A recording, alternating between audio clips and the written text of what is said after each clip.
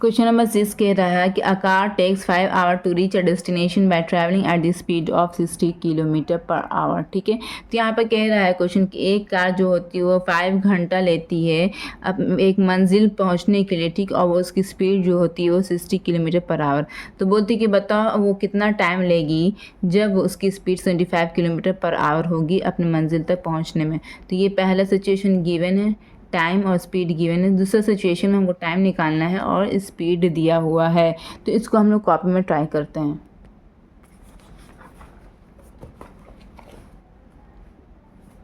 यहाँ पर हम लोग क्वेश्चन नंबर 6 लिख लेंगे। ठीक है, तो यहाँ पर सिचुएशन 1 में क्या दिया, सिचुएशन 1 में सबसे पहले टाइम दिया हुआ T1 = 5 आवर दिया हुआ है और यहाँ पर स्पीड दिया हुआ है सिचुएशन 1 में, वो दिया हुआ है 60 किलोमीटर पर आवर, ये दिया हुआ है।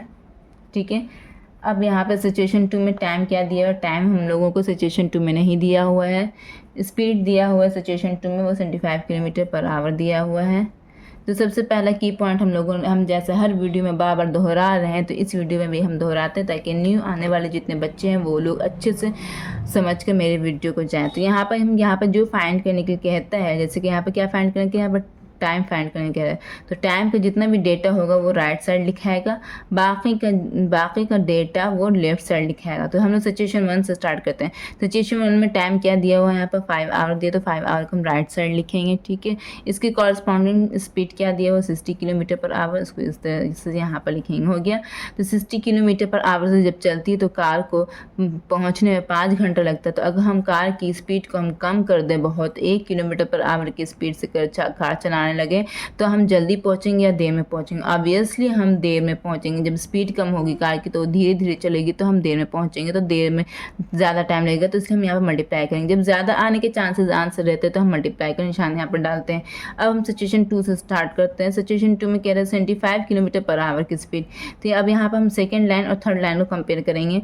यहाँ पर अगर 1 किलोमीटर पर आवर की स्पीड से कार को इतना टाइम लगा, तो अगर हम कार की स्पीड को 75 किलोमीटर बढ़ा दें, 75 किलोमीटर कर दें पर आवर कर दें, तो हम जल्दी पहुंचेंगे या देर में पहुंचेंगे इसके कंपैरिजन में। तो इसके कंपैरिजन में तो हम जल्दी पहुंचेंगे। तो इसलिए यहाँ पर इस डेटा को उतार के यहाँ पर लिख दिया और यहाँ पर डिवाइड का निशान दे दिया और इसको नीचे लिख दिया। जब कम आने के चांसेस रहते हैं तो हम डिवाइड करते हैं, जब ज़्यादा आने के चांसेस रहते हैं तो हम मल्टीप्लाई करते हैं। कट रहे तो काट दी, 5 5 5 5 5 5 25 कट रहे, 15 4 60 कट रहे, तो यहाँ पर क्या आ जाएगा, यहाँ पर आ जाएगा आंसर, यहाँ पर आ जाएगा 4 आवर। क्या आ जाएगा यहाँ पर आंसर मेरा, 4 आवर। आप अपने बुक में भी चेक कर सकते हैं। ठीक है, आप अपने बुक में भी चेक कर सकते हैं। तो यहाँ पर यहाँ पर आप अपने मर्जी से यहाँ पर स्टेटमेंट बैठा लीजिए। यहाँ पर इन 60 kilometre per our speed car, यहाँ पर लिखिए कार ट्रैवल इन इतना आवर। ठीक है, अपने मर्जी से मीनिंगफुल स्टेटमेंट आप बैठा लीजिएगा। ठीक है, होप कि आप लोगों को मेरे से ज़्यादा अच्छे से आता होगा स्टेटमेंट लिखना।